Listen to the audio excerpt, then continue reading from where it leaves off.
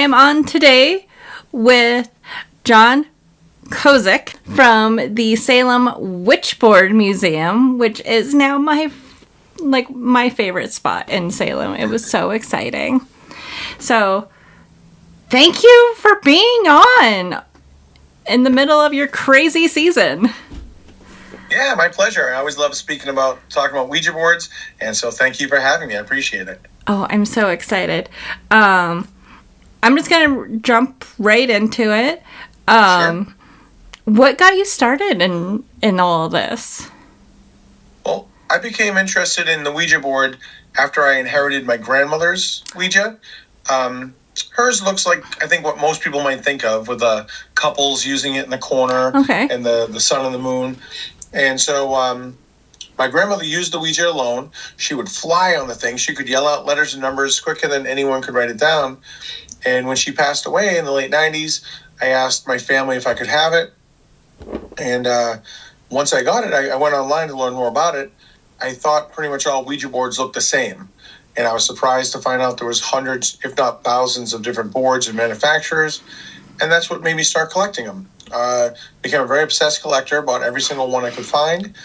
And then about 6 years into collecting, I met my friend Robert Murch, Calvin Von Crush, Rick Schreck, and there were other collectors.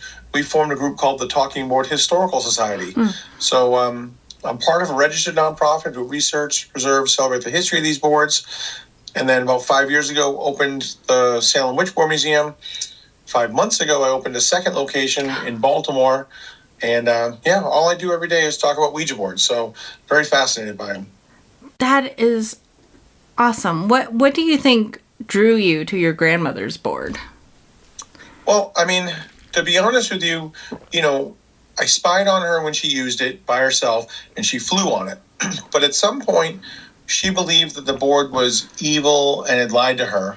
And she put it in a black trash bag. She hid it under the couch. And, I grew up a little bit afraid of it at that time. But as I got older, super into Halloween and horror movies and things like that. And so when she passed, I thought, oh, wait, I want something. And if it is evil, I think it'd be pretty cool to own it. But, when I started going online and learning more about it and just how vast the history was to it, it just really, really inspired me to want to just keep learning and more. And I really like it that it's an item that most people wouldn't think twice about. But when you hear just a little bit of the history, I think you're pretty surprised that it can really connect to a lot of different things, not just, movies and music and plays and but it goes into politics, religion. I mean, it plays into a lot of different things. And I like that it can do all those things. So for me, the history is really something I'm most fascinated with. And, of course, the Ouija board has, kind of a scary background to it. It has, a lot of people use it, maybe don't have the best experience with it. So there's like that, spookiness part of it.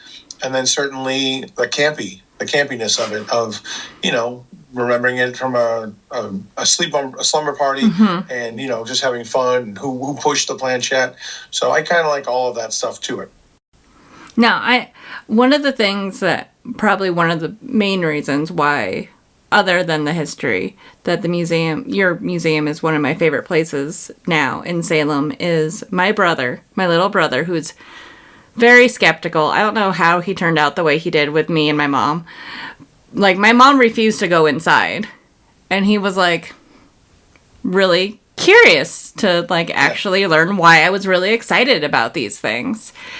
And it was his favorite place. That ended up becoming his favorite part of the trip, was going to the museum, because he learned so much. He had no idea. He only knew horror movie references. So, sure. I have to ask, what is your favorite Ouija horror movie then, in that case? Well, the Witch Board Museum, Yes. No surprise, it's going to be the movie Witch Board. 1986, it really was the first movie that made the Ouija board the star of the film. Everything kind of happened around the Ouija board. I'm a child of that time frame, and so Tawny Katane, who's the star of it, she was pretty famous for rolling around on the hood of the car in the White Snake video. So her first starring role, and So that one I like. It still holds up to me. I think it's, still scary, but obviously represents the 80s pretty well in a campy way as well. So the Witch Board's my favorite for sure. I love that. Okay. I haven't seen that one in a very long time, and now I'm going to have to go find it and rewatch it. It should be on Tubi, Prime, and Shudder. And Okay. Witch Board 2, I should say, is also a really good film. Witch Board 3, not so much. But the first two, they're both good. First two, highly recommended from the Witch Board Museum in Salem. Yep. Love it. You have such a freaking vast collection. It is amazing. What is your oldest board you think you have? Yeah, the oldest board I have is from 1890, and it's really the first mass-produced board. So they're kind of coming about, just post-Civil War, evolving, and it's not until 1890 when a guy named Charles Kennard in Baltimore produces the first one. He calls it a witch board. Originally. A few months later is when a woman named Helen Peters asked it what it wanted to be called, and it spelled back Ouija. So the witch board that I have, pre-Ouija, is one of only 5 known to exist, and 1890. Oh, that's so cool. I don't think I realized that it was like one of 5 to exist. I'm going to go through all my videos and pictures I took now because I took pictures of everything. It's in the first case. It would be the one that's laying flat in the very first case in the center. And it's cool because it doesn't have a logo at the top.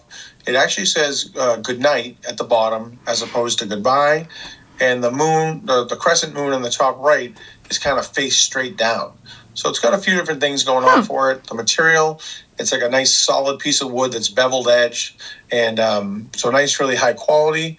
And so it made with a stencil, so it kind of has sort of a very primitive, evil kind of look to it. Love. And but yeah, so anything older than that board would be homemade. Wow. Civil War, okay. Because I know like turn the century more with Fund and eventually I can't think of the toy company. Parker Brothers. Thank you. You're welcome.